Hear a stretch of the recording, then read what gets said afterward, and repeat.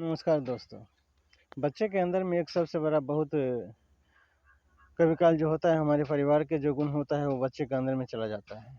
जैसे लड़ने का गुण, झगड़ने का गुण, मतलब ये गाली गलौज करने का, जहाँ तक की जो बात है वो बच्चे के अंदर में बहुत ज़ोरों शोरों से पनप जाता है।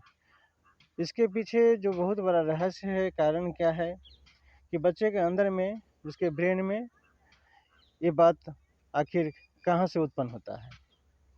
या तो वो परिवार से सीखता होगा, या तो वो समाज में सीखता होगा। दो ही जगह से उस बच्चे को, उसके ब्रेन में ये चीज़, गाली गलौज वाली बातें ज़्यादातर जाती है। अब इससे पहले हमें करना क्या है कि हम अपने परिवार में जो भी सदस्य हैं, उस सभी सदस्यों में हमें ये विचार करनी चाहिए कि बच्चे हमारे ही अनुसरण करते हैं। तो हमें देखना ये हुआ क्या क्या हमारे परिवार में, चाहे वो बुजुर्ग हो, जवान हो, जो भी हो, या माता पिता हो, दादी हो, जो भी हो, सदस्य हो, उनके वाणी से, उनके व्यवहार से, उनके वाणी से गाली गलौज तो नहीं निकल रहा है। क्योंकि अगर उनके विचार से, उनके मुख से अगर गाली निकल रहा है तो बच्चा उसको रिकॉर्डिंग करता है। क्योंकि बच्चे का माइंड जो है, आपको वो खाली मेमोरी की तरह होता है और वो ऑटोमेटिक होता है। उसमें क्या है कि आपको सेव करने की ज़रूरत नहीं है, क्योंकि ऊपर वाले का दिया हुआ है, ये 24 घंटा चलता ही रहता है। जैसे वो सोया हो फिर भी, या जागा हो फिर भी। तो इसमें हमें, आपको सावधानी बरतनी होगी क्या, कि बच्चे के साथ हम जिस शब्द का प्रयोग करते हैं, वो कोई भी शब्द हो, वो सकारात्मक शब्द होनी चाहिए, न कि नकारात्मक शब्द होनी चाहिए। अगर हम बच्चों के साथ में सकारात्मक शब्दों का प्रयोग करते हैं, तो जहाँ तक मुझे उम्मीद है कि वो बच्चे हमारे साथ भी सकारात्मक शब्द का ही प्रयोग करेगा।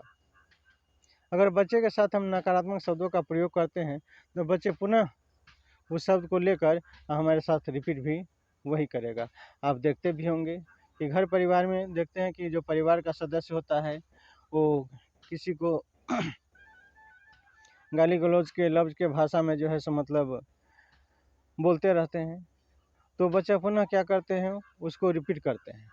और जब वो गार्जियन या कोई परिवार के सदस्य उस विचार को बच्चे के सामने रखते हैं, तो बच्चा पुनः उस विचार को रिपीट करके दोहरा देता है। इसका कारण क्या है? हमें, आपको लगता है कि वो बच्चा सीख नहीं रहा है, अभी बच्चा है तो सुधर जाएगा, अभी ऐसे बोल रहा है, हम भी ऐसे बोल रहे हैं। लेकिन यही एक आदत सी बन जाती है। क्या बच्चे के साथ जैसा जैसा व्यवहार करते हैं, बच्चा वो अपना आचरण उसी हिसाब से बनाना शुरू कर देता है। तो सबसे मुख्य प्राथमिकता है कि हम बच्चे के साथ कैसा व्यवहार करते हैं, कैसा वाणी बोलते हैं। जैसा हम अपना विचार व्यक्त करेंगे, मतलब कि हम वाणी बोलेंगे, वैसा ही बच्चा उस वाणी को लेगा। अगर बच्चे के साथ अच्छा आप वाणी बोलते हैं, तो ये निश्चित है कि बच्चे आपके साथ अच्छा वाणी बोलेंगे। और ये एक आदत है, क्योंकि आदत आप अच्छे चीज़ को भी लगा सकते हैं और बुरे चीज़ को भी लगा सकते हैं। वो माता पिता के ऊपर निर्भर है, जो घर में परिवार है, सदस्य है, उसके ऊपर निर्भर है कि उस बच्चों को किस रूप में, किस हिसाब से कैसी आदत लगाए। क्योंकि आदत के ऊपर ही उस बच्चे को निर्माण होगा। अब जैसा आदत लगाएंगे, बच्चे आपको वैसा ही बाहर निखर करके आएगा। जैसा आप इनपुट देंगे, वैसा ही वो आउटपुट आपको ब्याज लगा करके देगा। इसीलिए बच्चे के साथ जो भी शब्द बोले, आपको सोच समझ के बोलना चाहिए और विचार करके बोलना चाहिए। नमस्कार दोस्तों, नमस्ते। कैसा लगा वीडियो आपका? हमारे चैनल को सब्सक्राइब और लाइक कीजिए। नमस्कार।